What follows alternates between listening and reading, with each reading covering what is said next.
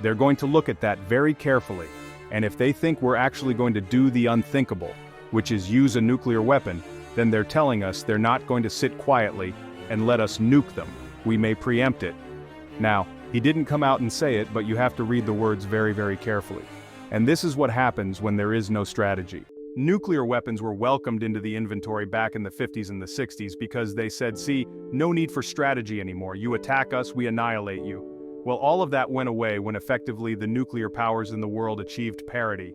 Now some people will say, well, we've got more than China. China has less than us. Russia has more than us, but we have better this.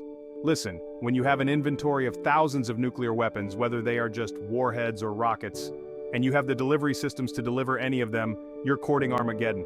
And when you reach that point, you must have a strategy, because if you don't, you end up in a corner. And that's where we are. Zelensky is in a corner and we're in that corner too. We're just not on site. We're sitting several thousand miles away, feeling a degree of security which is not justified. And that's another message that Lavrov had. Most recent analysis dives into the critical events of Russia's military operations, taking us directly to the front lines of a conflict that continues to shape the geopolitical landscape. The last several days, President Vladimir Putin addressed the growing speculation surrounding Ukraine's offensive in Kherson, delivering a clear message. Ukraine's attempts to destabilize the region have ultimately fallen short. Putin was unwavering in his description, painting the Ukrainian operation as a chaotic and desperate effort, one that, despite its noise, failed to deliver meaningful results. Russia, he said, had not only weathered this storm, but was now reversing Ukraine's advances, slowly but methodically pushing enemy forces back. But what lies behind this declaration? The strategic intent behind Ukraine's offensive in Kherson wasn't merely about territorial gain. It was a calculated attempt to shift the focus of Russian forces, forcing them to divert critical resources away from more vital battle zones like Donetsk and Luhansk. A well-executed diversion, but one that, according to Putin, has cost Ukraine dearly. The Russian response, though swift and necessary, has stabilized the Kherson front, allowing for a counterattack now. Ukrainian forces were spread thin, suffering severe casualties and, as we will see, facing the prospect of total strategic collapse. President Putin addressed these developments during the Eastern Economic Forum on September 5th, where he outlined the goals of Ukraine's attack. Far from advancing their objectives, Ukraine has sacrificed over 9,700 soldiers, including some of its most elite units. It is these losses, not the symbolic moves on the map, that will define the future of this conflict. Russia's focus, according to Putin, remains clear: to degrade Ukraine's operational capacity not just in Kyiv, but in the critical Donbas region, where the real war for control is being fought. As Russia consolidates its position in Kharkiv, the bigger picture is emerging in Donbas, where the stakes are far higher and the battles far more consequential. In Kherson, the Ukrainian offensive was meant to turn the tide of the war, a bold push to create cracks in Russia's defensive lines. But as the dust settles, it's clear that Ukraine's ambitions have fallen short. Far from forcing a retreat, Russia has maintained control, using its superior tactical positioning to neutralize the Ukrainian assault. Since the beginning of this campaign, Russia's forces have methodically dismantled Ukraine's capabilities. Over 81 tanks and hundreds of armored vehicles have been reduced to wreckage, while advanced Western-supplied weaponry, such as the HIMARS, has been rendered inoperative, falling prey to Russian counter-battery fire. President Putin, addressing these developments, pointed out that Ukraine's leadership was well aware of the risks they faced in Kherson, yet they pressed forward, hoping to distract Russia from its critical operations in Donetsk.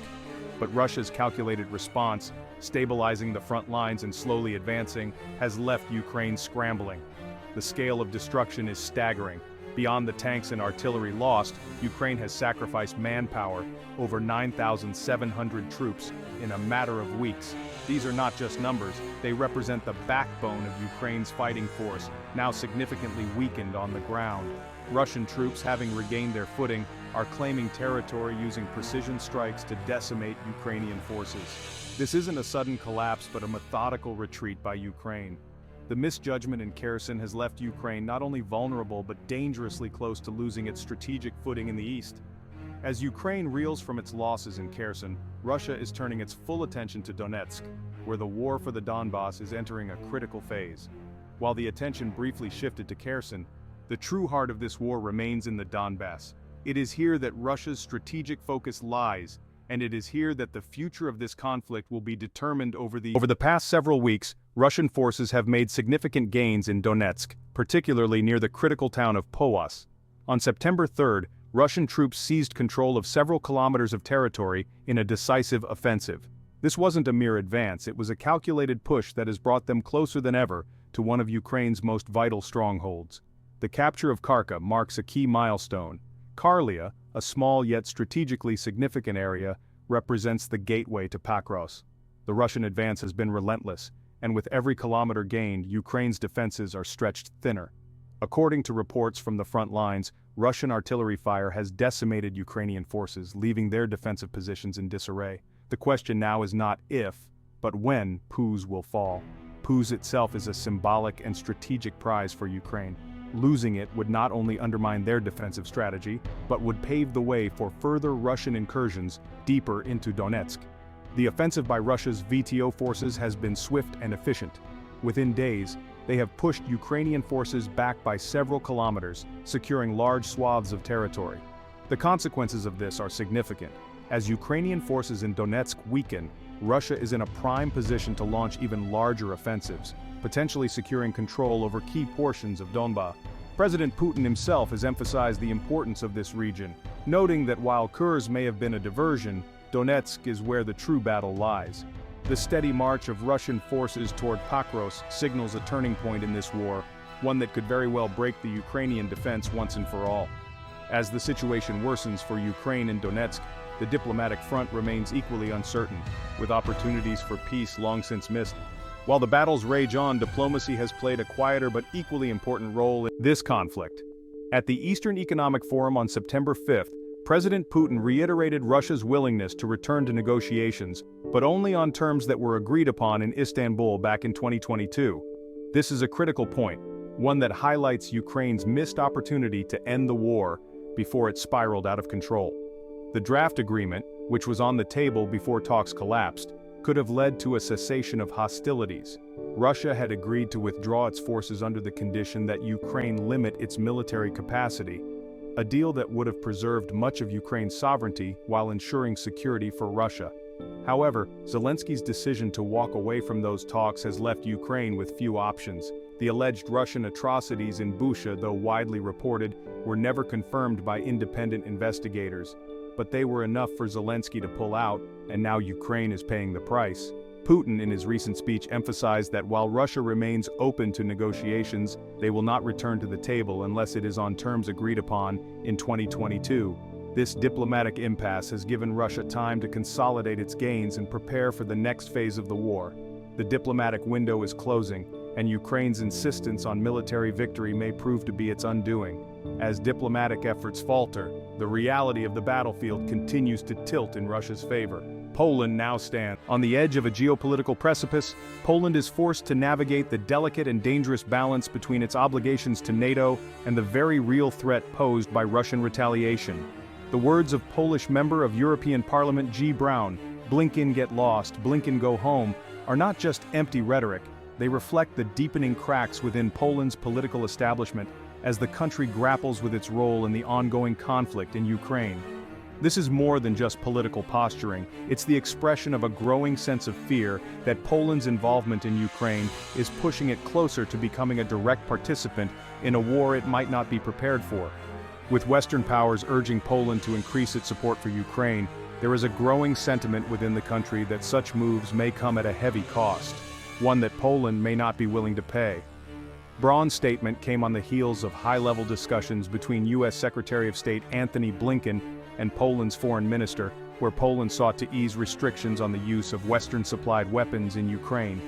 In these discussions, Poland, a critical frontline NATO state, was caught between the demands of its Western allies and the stark reality of its proximity to the conflict. Blinken's visit was seen by many as another example of the U.S. pushing Poland further into the conflict. Braun's outburst, however, reflected a growing unease among those who believe Poland is being used as a pawn in a broader geopolitical game. They see the continual flow of weapons and military support into Ukraine as a dangerous provocation that could provoke Russia into retaliating, with Poland bearing the brunt of the fallout.